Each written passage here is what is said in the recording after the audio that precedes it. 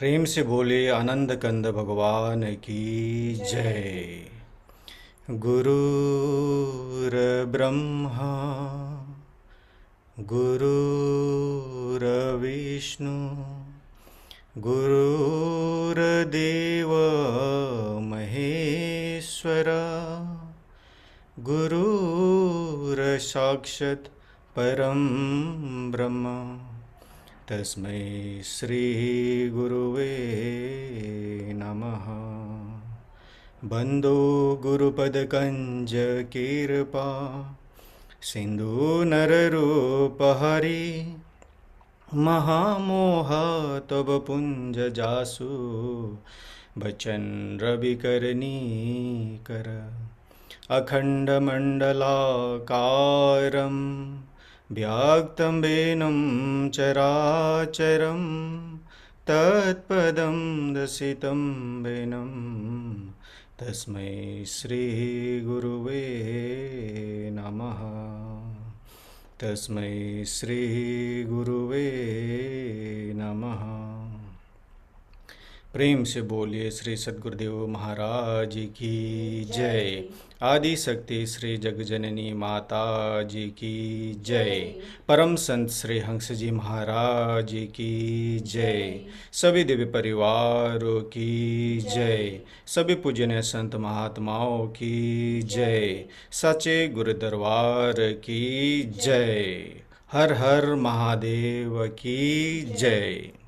आज के इस यूई वीकली सत्संग में उपस्थित पूजनीय संत महात्मागण, प्रेमीगण एवं जिज्ञासु सभी को स्वागत और मेरा सादर जय श्री सच्चिदानंद।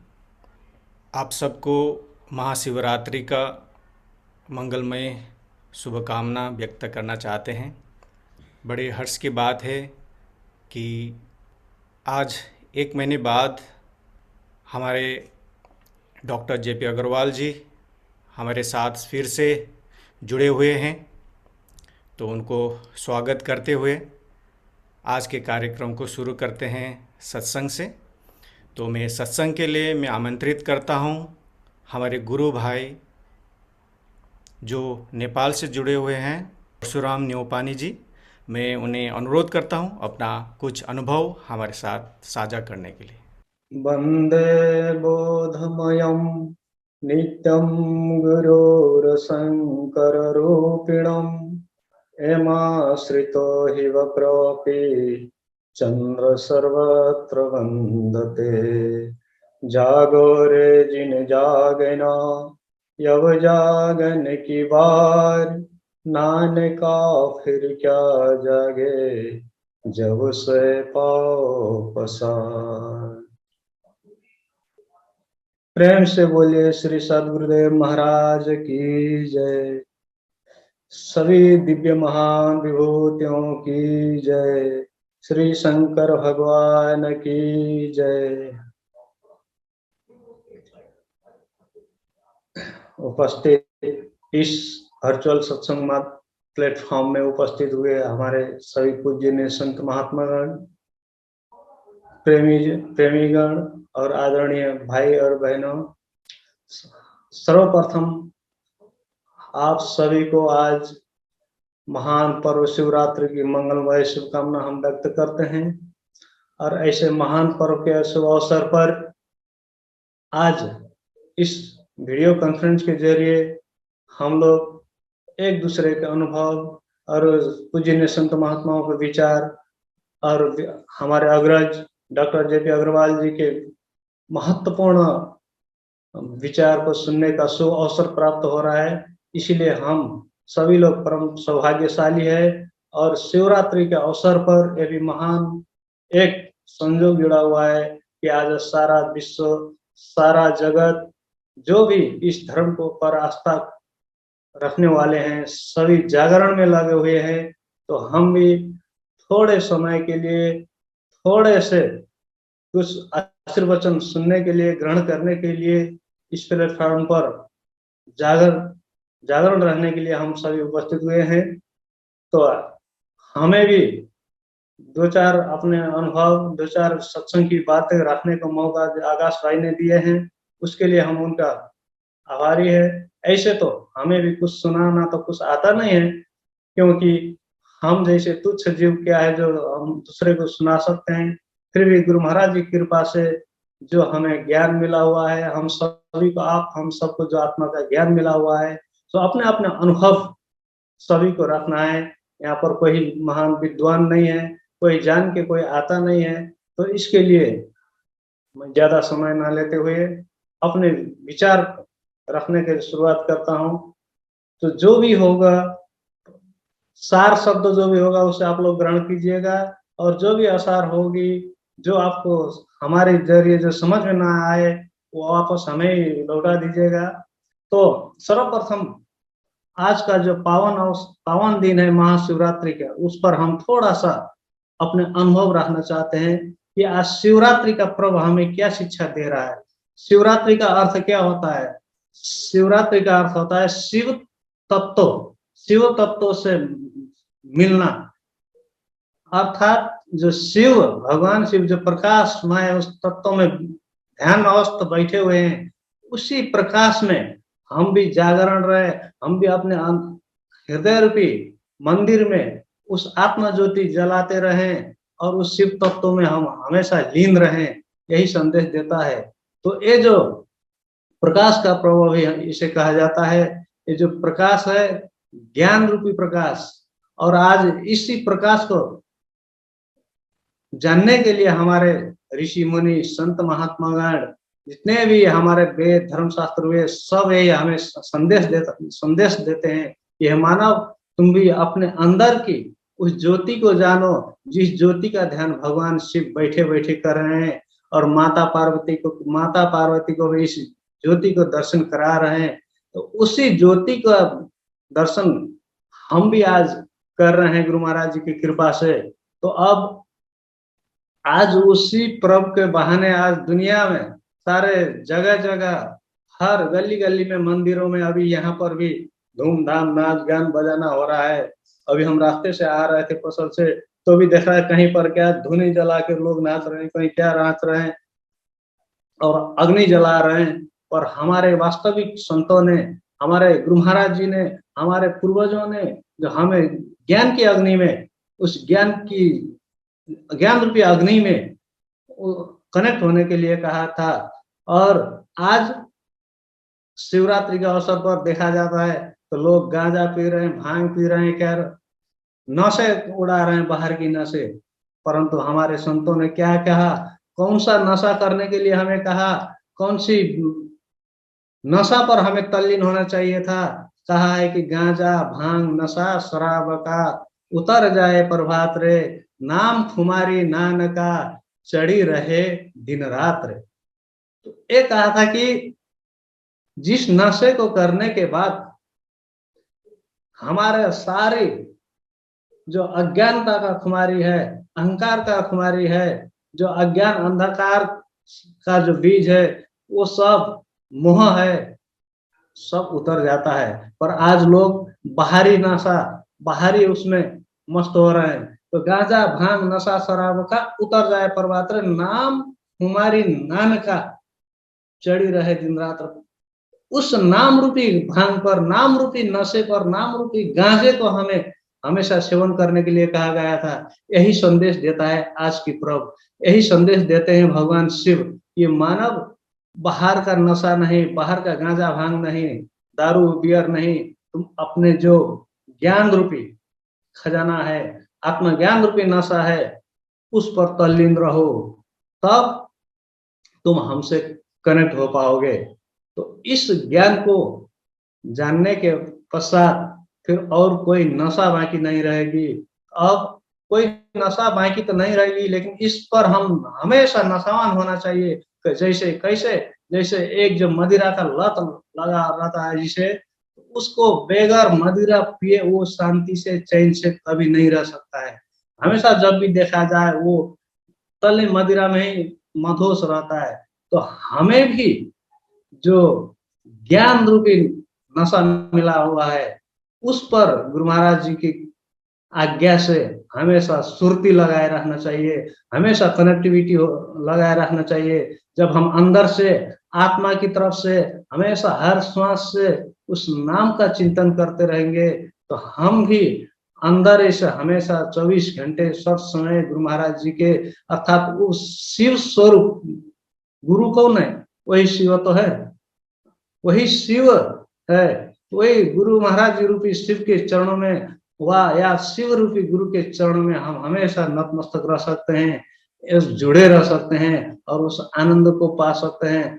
बाहर में चाहे जितने भी भागा दौड़ लगा रहे, लेकिन इतना बात ये है, पक्का होगा, इतना बात गारंटी है कि बाहर की दुनिया जहां भी दौड़े, जैसे भी रहे ये रहे, लेकिन हम अंदर से अगर गुरु महाराज जी के चरणों में उस नाम के प्रति विश्वास के साथ जुड़े रहते हैं, तो बाहर का प्रभाव उतना हमें असर नहीं करेगा, चाहे दुनिया जो भी बोले।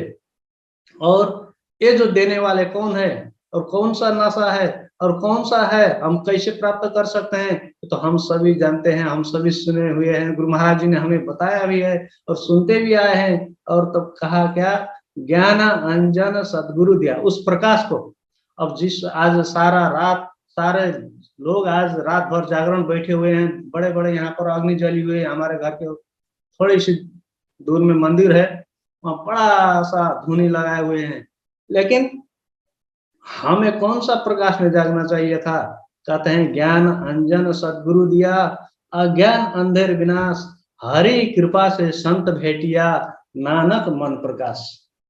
जब गुरु महाराज जी की कृपा से, हरि की कृपा से, तो हमें उस ज्ञान रूपी अंजन, अंजन मीन्स होता है काजल, जब वो मिला और हम अंदर की तरफ गए, अंदर की तरफ हम एकाग्र होने लगे, तब उस ज्योति का दर्शन हमें हुआ और उसी में हमें तल्लीन रहना चाहिए, अभ्यस्त रहना चाहिए। और जितना हम अभ्यास करते रहेंगे उतना ही हमें अनुभव प्राप्त होगी, उतना ही हमें ज्ञान के बारे में जानकारी मिलेगी। जैसे क्या होता है ना, एक क्लास में जब एक पीरियड होता है शिक्षक का, वो जब उपस्थित होकर पढ़ाने लगते हैं, तो जितने भी स्टूडेंट्स, जितने भी छात्र क्लास में बैठे हैं, उस सबको एक ही भाव से, एक ही ना दृष्टि से उन्होंने शिक्षा देते हैं, पढ़ाते हैं।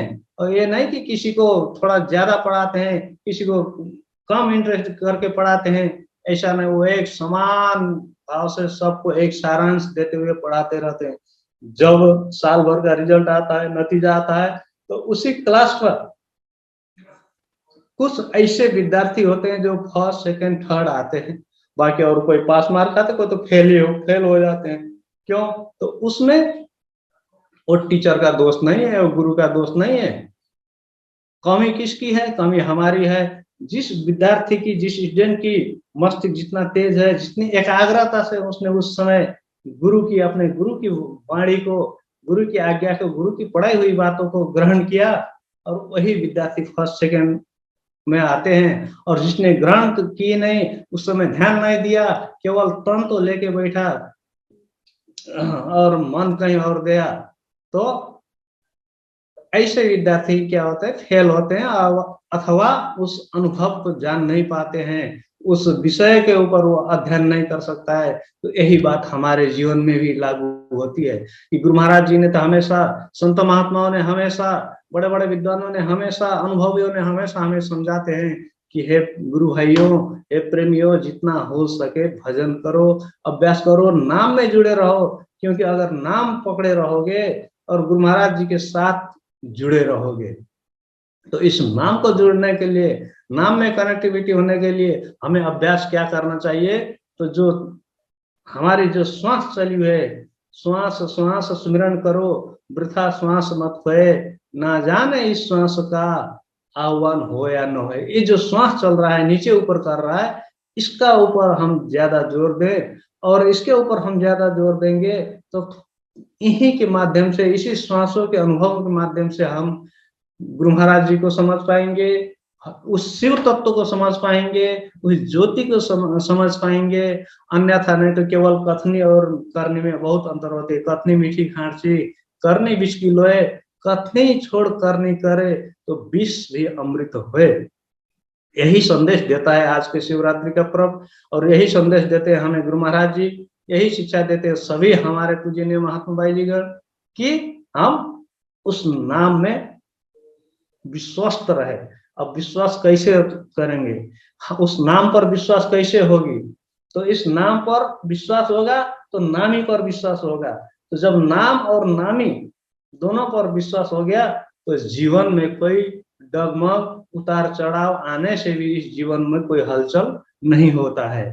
तो अगर हमारे ऊपर गुरु महाराज जी का विश्वास है तो हम इसका मतलब निरंतर नाम में लगे हुए हैं, हम निरंतर नाम स्मरण कर रहे हैं तो गुरु महाराज का दामन थामे हुए हैं। तो इसके लिए हमेशा गुरु की आज्ञा में रहते हुए और मन वचन कर्म से हम गुरु महाराज जी की सेवा भक्ति करते रहना चाहिए। चाहे तन की सेवा हो, चाहे यथा समय तन मन धन जो भी आती है, तो अगर हम जहाँ तन हमारा जाएगा वहां मन जाएगा, जहाँ धन जाएगा वहां मन जाएगा, तन जाएगा, तब गुरु महाराज जी की भक्ति होगी। तो इसके लिए हमें गुरु के चरणों में विश्वास करना चाहिए। सबसे बड़ा गुरु भक्ति में क्या है, गुरु भक्ति अति कठिन है, ज्यों खाड़े सीधार हाल हिले डोले कट मरे निश्चल उतरे पार, कहा है। गुरु महाराज जी का भक्ति अगर हम श्रद्धा भाव के साथ नहीं करते हैं तो इतना आसान नहीं है कि इस मार्ग पर हम चल सके। तो इसके लिए हमें निश्चल होकर के विश्वास के साथ, और विश्वास कैसे होगी, तो हमें जो कहा गया है कि भाई तुम भजन करो, और ये भजन के लिए कोई दिखाने के लिए दिखावा करते हुए हमें केवल तन को बैठाने का नहीं है। भजन एक होता है निरंतर सुमिरन। ये अर्जुन निरंतर सुमिरन भी कर और युद्ध भी कर, तस्मात् कालेषु सर्वेषु मामनुस्मर युद्ध से। अर्जुन तू निरंतर मेरा सुमिरन भी कर और युद्ध भी कर। तो यही शिक्षा हमें भी लागू होता है। कैसे कि हम इस दैनिक जीवन में, हमारे इस संसारिक जीवन में हम भी ये जो कर रहे हैं, संघर्ष कर रहे हैं, ये भी हमारा युद्ध है। ये हमारा लालन पालन, जो भी हम धरती पर जन्म लेके आए हैं, गृहस्थ में आए हुए हैं, इसके लिए जो भी कर्म कर रहे हैं, यही हमारा युद्ध है। और इस युद्ध के साथ साथ अब हमें उस नाम को, उस हथियार को कैसे कैच करना है, तो यही मोस्ट इम्पोर्टेंट है कि हम संसारिक कर्म करते हुए, कहा है ना, कर से कर्म करो, कहते हैं तुलसीदास जी कि कर से कर्म करो विधि नाना, मन रखो जहां कृपा निधाना।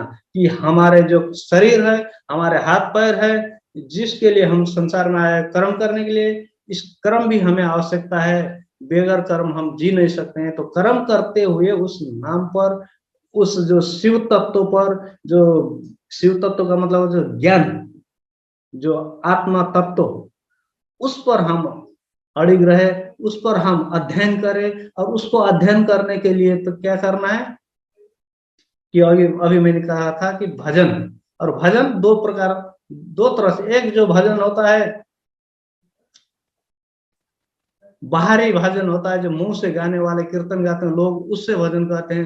लेकिन दूसरा भजन जो हमें गुरु महाराज जी कहते हैं, भजन और अभ्यास करो। इस अभ्यास के लिए हमें नितांत थोड़ा क्यों नहीं, आधी घड़ी आधी ते अपनी आद कहा है ना, थोड़ा सा भी क्यों नहीं, हमेशा हमें प्रैक्टिस करते रहना चाहिए। विदाउट प्रैक्टिस हमें समझ नहीं पाएंगे ज्ञान के बारे में। तो और दुनिया दिन भर कुछ समय नहीं मिला हमें, चलो हम ये मानते हैं कि हमें समय नहीं है, हमें कुछ करने का समय नहीं, हम व्यापार बिजनेस नौकरी उसमें सारा दिन में लगे रहे। लेकिन जो रात का समय है, जो सुबह ब्रह्म मुहूर्त का समय है, उस समय कोई किसी का बहाना नहीं चलेगा, वो अपना समय है।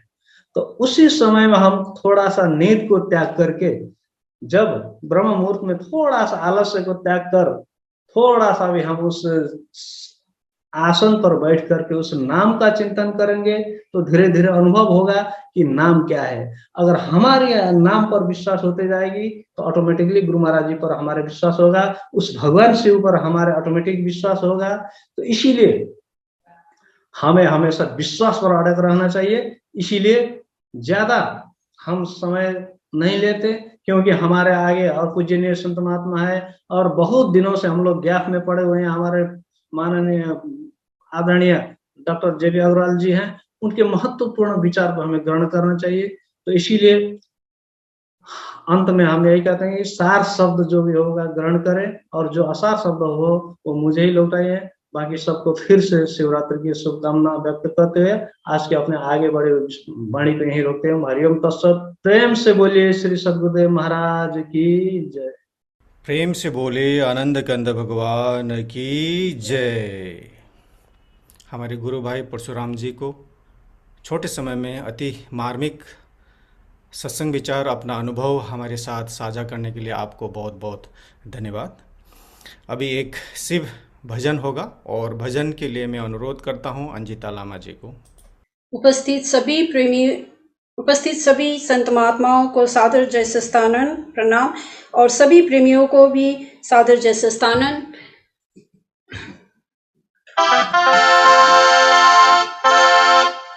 प्रेम से बोले श्री आनंद कंद भगवान की जय। कैलाशपति श्री भोलेनाथ की जय। आदि शक्ति श्री जगजननी माता जी की जय।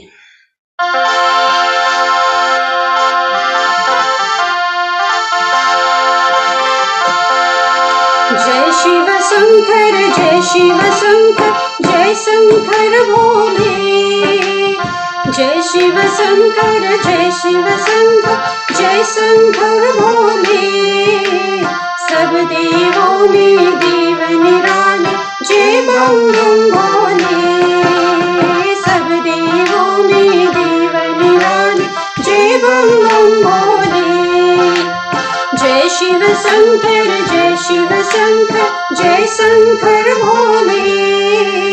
सब देवों में देव निराले जय बम बम भोले।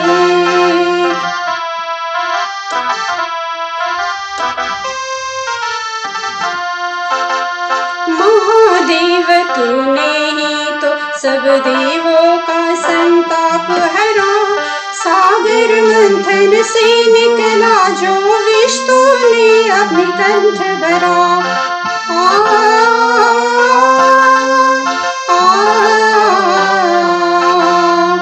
महादेव तूने ही तो सब देवों का संताप हरा। सागर मंथन से निकला जो विष तूने अपनी कंठ भरा। इसीलिए हर प्राणी तुझको नीलकंठ बोले। इसीलिए हर प्राणी तुझको नीलकंठ बोले। सब देवों में देव निराले जय बम बम भोले। सब देवों में देव निराले जय बम बम भोले। जय शिव शंकर जय शिव शंकर जय शंकर भोले।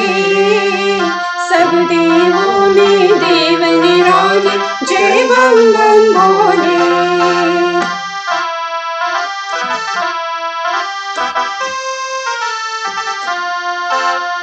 तेरे नाम अनेको बाबा तेरी महिमा न्यारी।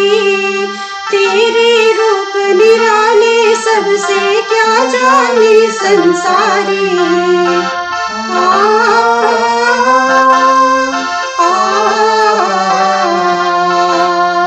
तेरे नाम अनेको बाबा तेरी महिमा न्यारी। तेरे रूप निराले सबसे क्या जाने संसारी। तू ही है कैलाशपति तू पर्वत पर डोले। तू है कैलाशपति तू पर्वत पर डोले। सब देवों में देव निराले जय बम बम भोले। सब देवों में देव निराले जय बम बम भोले। जय शिव शंकर जय शिव शंकर जय शंकर भोले। सब देवों में देव निराले जय बम बम भोले।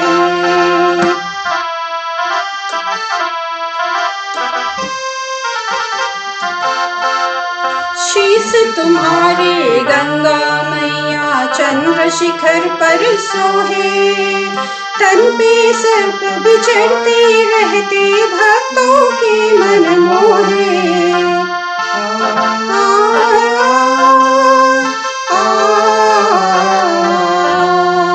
शीश तुम्हारे गंगा मैया चंद्र शिखर पर सोहे, तन पे सर्पद चढ़ते रहते भक्तों के मन मोहे। उनके कैसे कष्ट जगत में नाम तेरा जो ले, उसको कैसे कष्ट जगत में नाम तेरा जो ले। सब देवों में देव निराले जय बम बम भोले। सब देवों में देव निराले जय बम बम भोले। जय शिव शंकर जय शिव शंकर जय शंकर भोले। जय शिव शंकर जय शिव शंकर जय शंकर भोले। सब देवों में देव निराले जय बम बम भोले। सब देवों में देव निराले जय बम बम भोले। कैलाशपति श्री भोलेनाथ की जय। प्रेम से बोले आनंद कंद भगवान की जय। हर हर महादेव की जय। अंजिता लामा जी को अति सुंदर भजन प्रस्तुत करने के लिए बहुत बहुत धन्यवाद। अभी चलते हैं हम लोग इंडिया। हमारे वरिष्ठ कार्यकर्ता motivational speaker doctor JP Agarwal ji को मैं अनुरोध करता हूं अपना सत्संग विचार हमारे समक्ष रखने के लिए। सभी को मेरा सादर जय सच्चिदानंद। काफी दिन बाद सबके साथ अपने अनुभव विचार शेयर करने का मौका मिल रहा है। और आज कैसा संजोग बना है कि शिवरात्रि के पर्व पे हम एक साथ जुड़ रहे हैं। शिवरात्रि का पर्व एक ऐसा पर्व है जो सीधी बात करता है। हम भगवान शिव को देखें आंख बंद करके बैठे हुए, हम कभी उनको दूसरा कुछ करते हुए नहीं देखते। जब भी भगवान शिव को ध्यान में बैठे हुए देखते हैं, अन्य अवतारों में भगवान शिव में यही अंतर है। इसलिए औरों का जन्मदिन मनाया जाता है, भगवान शिव की रात्रि मनाई जाती है। क्योंकि रात्रि का मतलब हो गया जब सारा संसार सो जाता है, योगी जागता है। तो जो योग करने वाला व्यक्ति है उसके लिए रात ही महत्वपूर्ण होती है, दिन महत्वपूर्ण नहीं होता। कहते हैं नाम जी जप जागे जोगी, वृत्ति प्रपंच विरंच वियोगी। योगी लोग नाम के जप करके जगते हैं, रात्रि में जगते हैं। इसलिए शिव की रात्रि मनाई जाती है क्योंकि वो योगियों के योगी हैं, योगियों के महायोगी हैं। तो सज्जनों, आज शिवरात्रि के मौके पे हमने एक ही बात याद करनी है कि भगवान शिव जिस नाम को जप रहे हैं, भगवान जिस चीज का ध्यान कर रहे हैं, आप देखिए भगवान शिव आंख बंद करके बैठे हुए हैं। वो बाहर कोई चीज का ध्यान नहीं कर रहे, अपने अंदर ही ध्यान कर रहे हैं। और कैसे कर रहे हैं? शिव नेत्र के द्वारा कर रहे हैं। तो वो जो शिव नेत्र है वह हमारे अंदर भी है, जिसको हम तीसरा नेत्र कहते हैं। भगवान कृष्ण गीता में कहते हैं, अर्जुन इन आंखों से तू मेरे स्वरूप को नहीं देख सकता, मैं तुझे दिव्य नेत्र देता हूँ। वो दिव्य नेत्र हमारे अंदर भी है। और उसको जब हम वो जो संसार देखते हैं वो संसार ही अलग है। तभी कहा मेरे गुरु जी का देह से निराला है। वहां नहीं ब्रह्मा, वहां नहीं विष्णु, वहां नहीं भोले बाबा है, वहां केवल लाइट ही लाइट है। और ये लाइट हर बच्चा माँ के गर्भ में देखता है, बाहर आकर उसको छोड़ देता है। वह परम ज्योति जो हमारे अंदर है, जो प्रभु का वास्तविक स्वरूप है, उस ज्योति का ध्यान भगवान शंकर दिन और रात कर रहे हैं। और वैसे भगवान शंकर को भोले बाबा कहा गया है।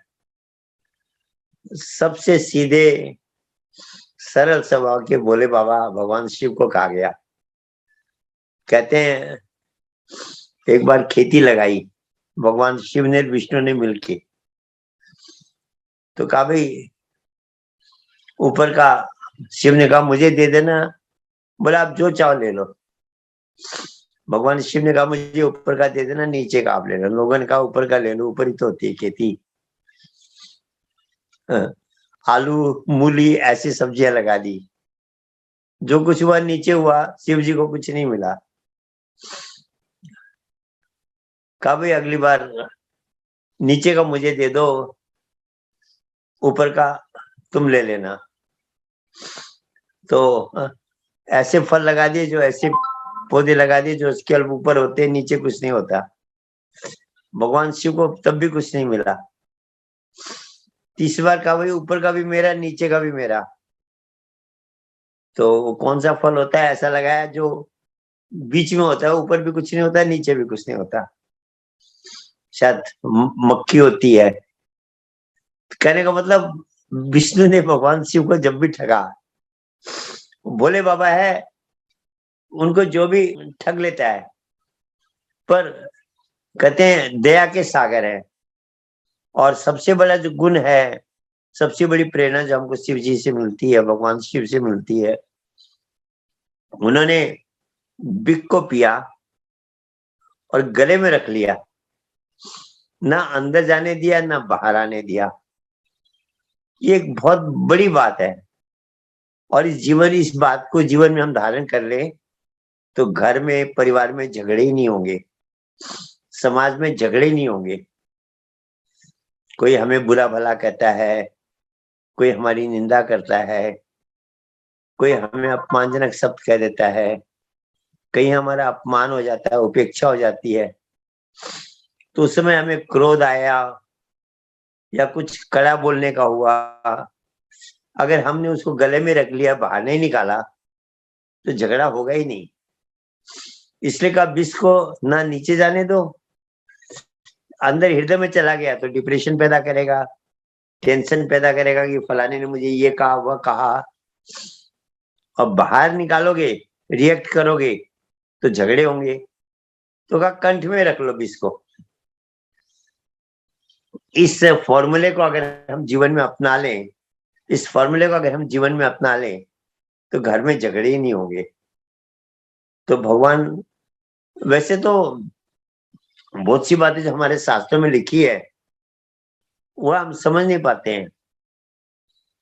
लोग कहते हैं गंगा जी को जब ये हुआ कि मैं उसके वेग को कौन सहन करेगा, तो भगवान शिव को प्रार्थना की, ये स्वर्ग की धारा थी तो शिव की जटाओं में समा गई। अब इतनी बड़ी गंगा शिव की जटा में कैसे समा गई, आज का इंटेलेक्चुअल क्वेश्चन करता है। एक्चुअली शिव हिमालय का प्रतीक भी है, तो स्वर्ग की धारा आई, हिमालय पे जो जंगल थे वो धारा उनमें गुम हो गई। तो जिसको कहा गया जटा का मतलब ये होता है ना, जंगल के अनेक वृक्ष और वह झाड़ियां हो तो जंगल जैसा हो जाता है, वह उनको शिव की जटा कहा गया। तो कहते भागीरथ ने फिर तपस्या की, फिर मेहनत की और फिर भगवान शिव ने वहां से धारा निकाली। तो जब हिमालय में समा गई फिर उसको एक रास्ता बनाया और गंगा नीचे आई। तो कई कहानियां जो हम पढ़ते हैं उनका तात्पर्य किसी और तरीके से होता है, हम उसका अर्थ कुछ और लगा लेते हैं। माँ काली की बात हम सुनते हैं कि माँ काली, जब माँ दुर्गा ने महिषासुर का वध किया और रक्त बीज को जब मारने लगी, तो रक्त बीज को जब मार रही थी तो उसके अनेक, जितनी बूंदे पड़ती थी उतने रक्त बीज पैदा हो जाते थे। परेशान हो गई माँ दुर्गा। तो जब उन्होंने अपने आप को कंसंट्रेट किया, अपनी शक्ति को एकत्र किया, तो कहते हैं काली हो गई।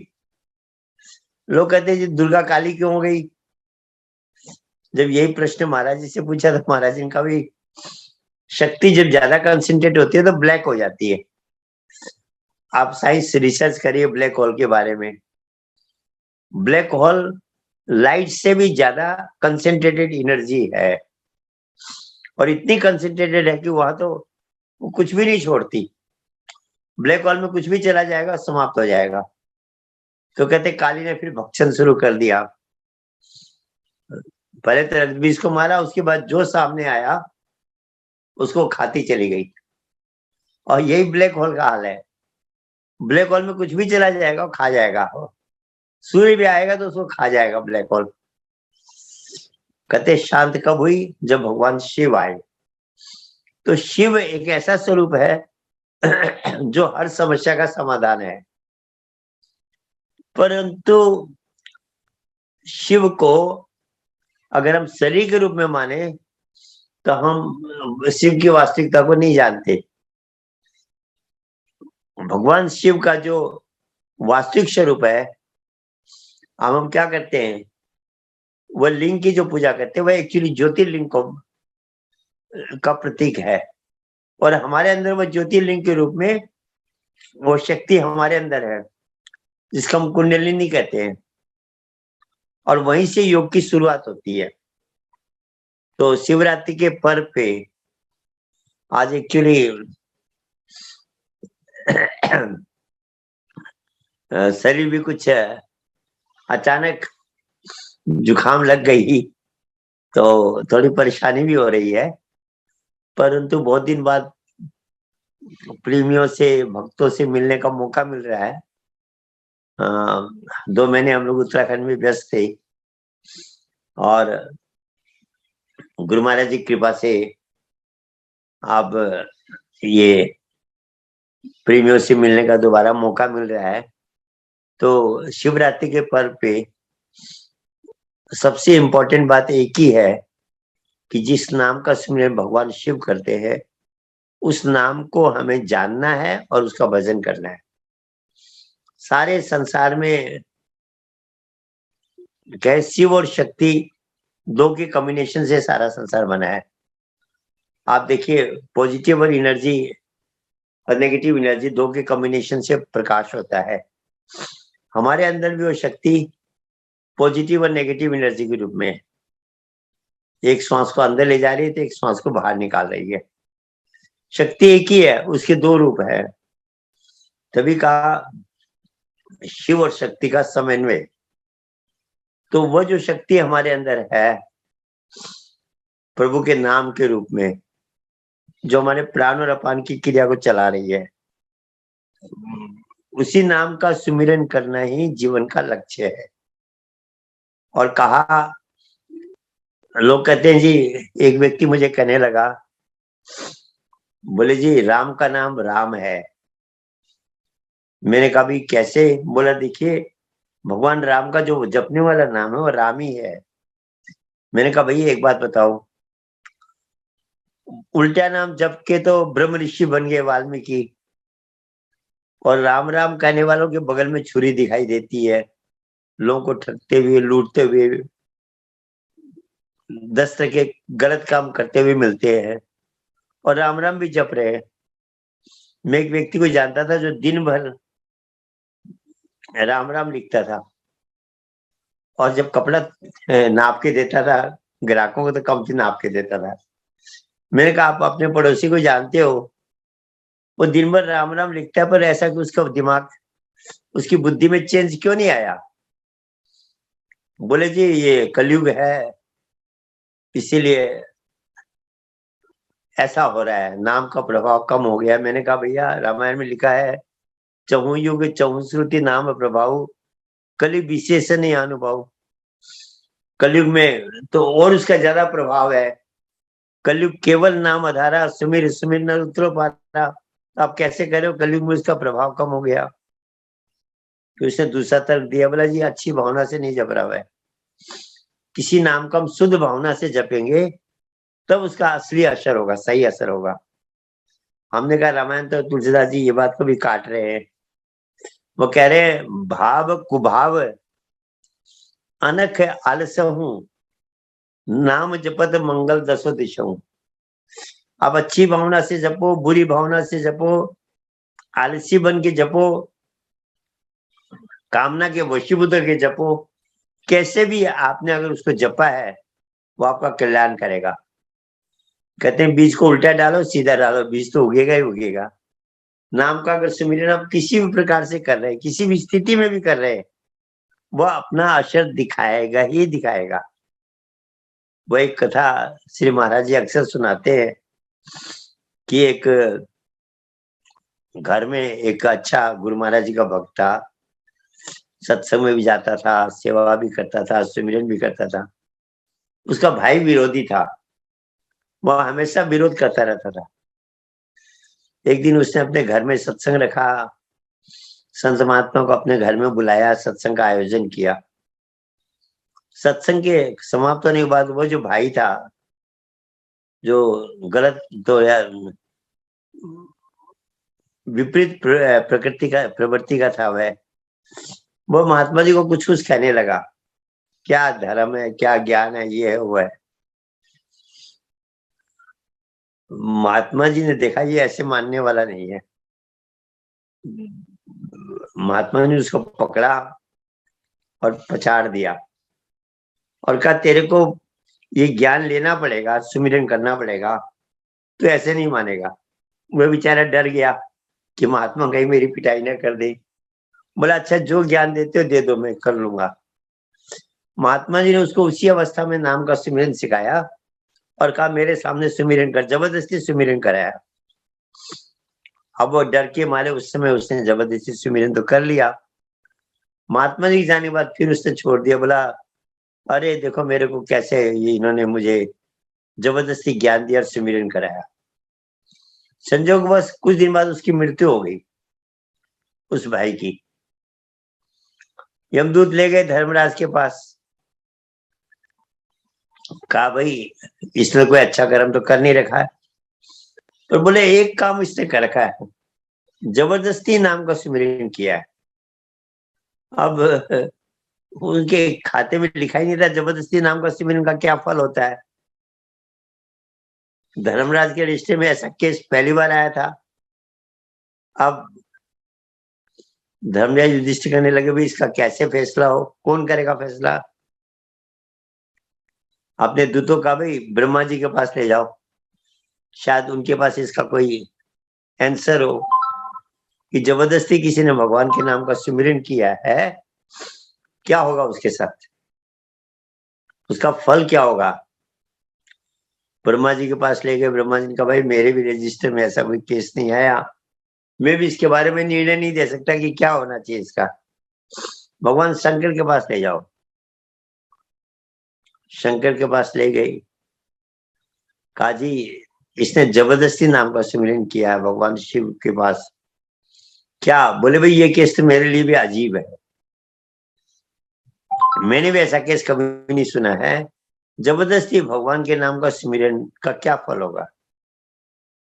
बोले विष्णु जी के पास ले जाओ, शायद उनके पास कोई समाधान हो। दूत विष्णु जी के पास ले गए।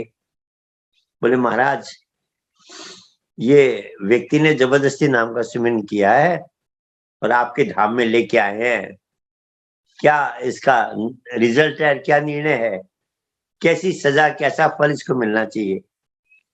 तो भगवान विष्णु कहने लगे भाई तुम जानते हैं मेरे धाम का क्या है रूल, जो यहाँ आ जाता है यहाँ से वापिस नहीं जाता।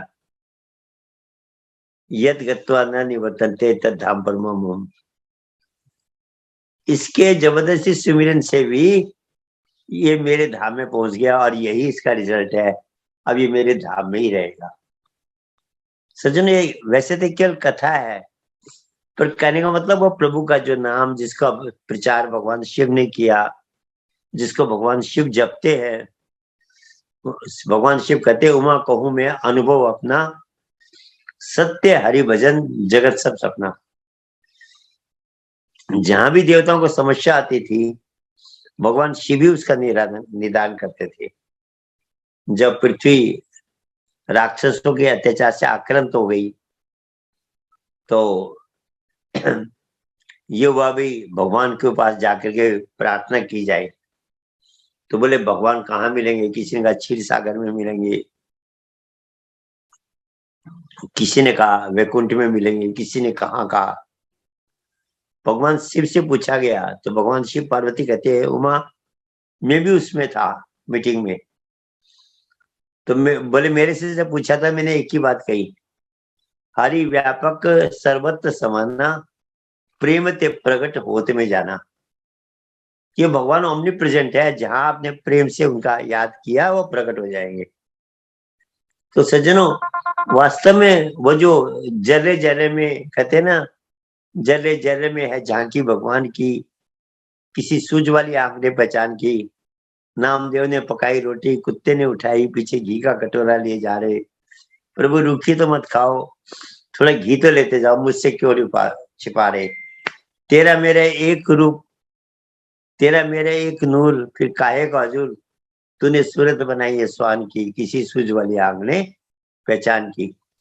तो वह जब ज्ञान प्राप्त हो जाता है तो हमें पता लगता है कि प्रभु ओमनी प्रेजेंट है, कण कण में व्यापक है। और जब प्रभु कण कण में व्यापक है तो उनका नाम भी कण कण में व्यापक है।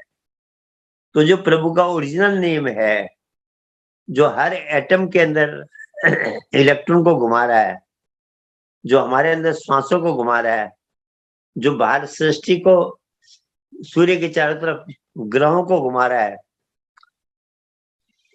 जिसके कारण पूरी सृष्टि, अगर आप सृष्टि को भी देखेंगे तो सृष्टि में भी एक्सपांशन और कंट्रैक्शन हो रहा है। जैसे हमारे फेफड़े बढ़ते घटते हैं, ऐसे सृष्टि भी श्वास ले रही है, पूरा ब्रह्मांड भी श्वास लेता है। ये सब के पीछे जो पावर है वो प्रभु के नाम का है। वो नाम क्या है? साइंस कहती है प्राइमोर्डियल वाइब्रेशन है। एक ऐसा स्पंदन है जिसने सृष्टि की रचना की और जो सृष्टि के कण कण में है। एटम के अंदर भी वाइब्रेशन है, बाहर ब्रह्मांड में भी वाइब्रेशन है, हमारे श्वासों के अंदर भी वाइब्रेशन है। उस वाइब्रेशन को सिंपल भाषा में परमात्मा का नाम कहा गया और भगवान शिव उस नाम का जप करते हैं। वह नाम जिसको भगवान शिव जपते हैं, उसी नाम को हमने गुरु महाराज जी की कृपा से हमें मिल गया है। और आश्चर्य की बात तो मुझे ये मिली, माँ के गर्भ में भी बच्चा उसी नाम को जपता है। हर बच्चा, चाहे वो रशिया में जन्मा हो, चाहे चाइना में जन्मा हो, चाहे अमेरिका और इंग्लैंड में जन्मा हो, जर्मनी में जन्मा हो, नेपाल और भारत में जन्मा हो, आपके यूएई में जन्मा हो, चाहे विश्व में कहीं भी बालक जन्मा है, माँ के गर्भ में वो इसी भगवान के नाम का सुमिरन करता है, जो नाम कण कण में व्यापक ओमनी प्रेजेंट है। वह नाम के जपने से उसको क्या फायदा मिला? बच्चे के अंदर दो क्वालिटी देखने को मिलती है। एक तो बच्चा मस्त होता है, शांत होता है। दूसरा, बच्चे का राइट ब्रेन एक्टिव होकर आता है। और राइट ब्रेन एक ऐसा ब्रेन है जिसके बारे में आप जितना जानेंगे उतना ही मजा आएगा। हम लोग एक प्रोग्राम कर रहे थे कहीं पर, एक ने प्रश्न किया कि साइंस जो भी चीज बनाती है किसी न किसी चीज की नकल करती है।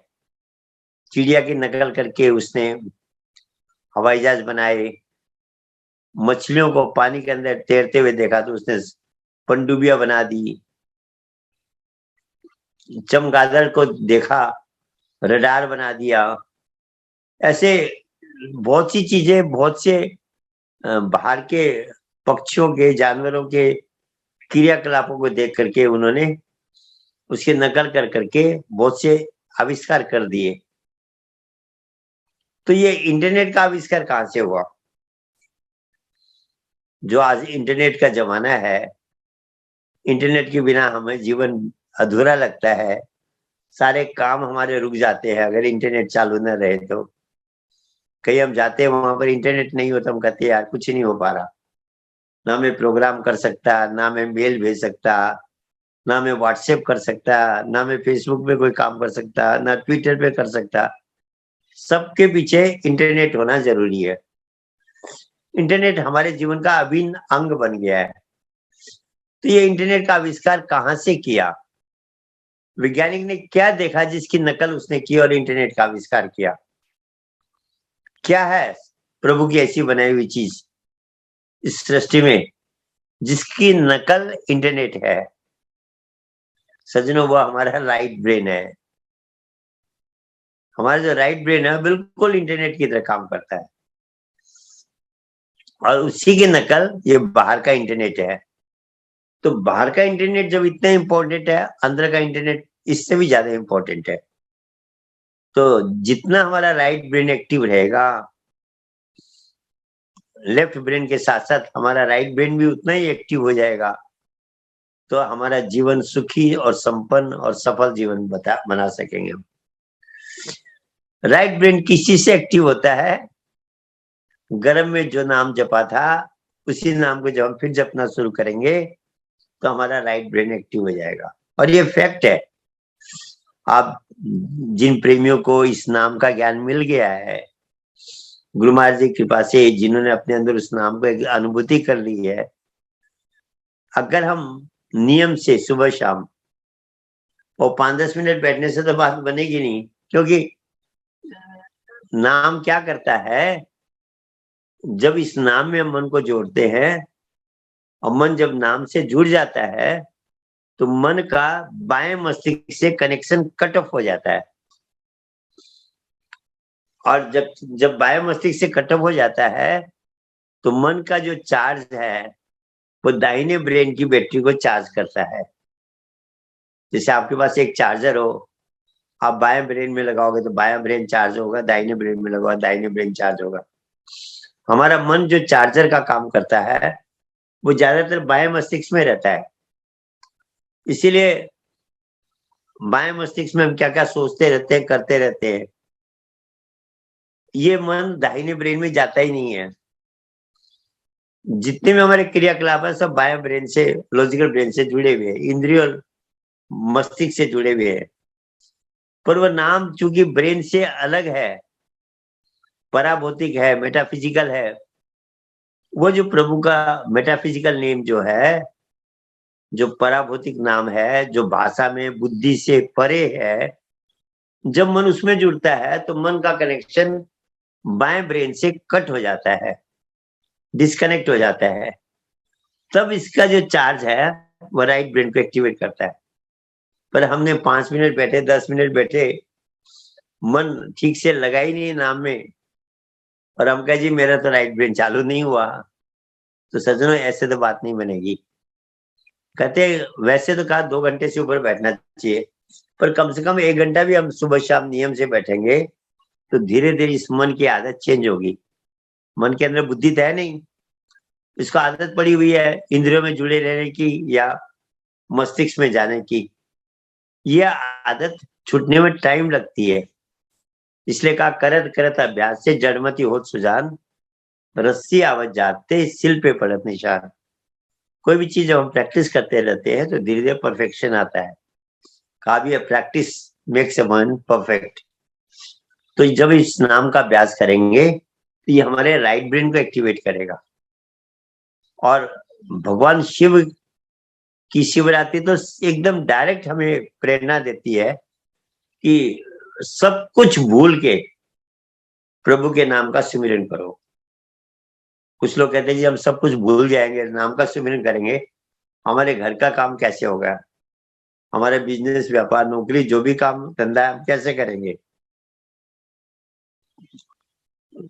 शास्त्रों ने कहा श्रुति सिद्धांत यही उद्गारी, नाम भजो सब काज विसारी। तो बोले ये तो गलत कह दिया है, पर सज्जनों ऐसा नहीं है।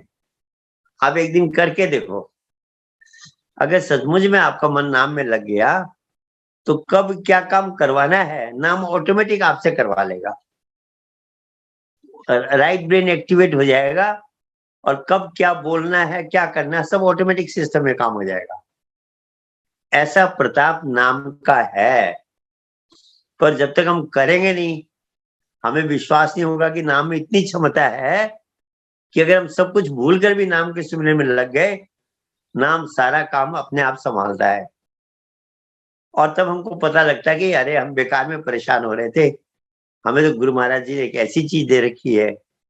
मेरे गुरु ने दीनी अमृत नाम जड़ी, काटे से काटत नहीं, जाले से जरत नहीं, निशी दिन रहता रही।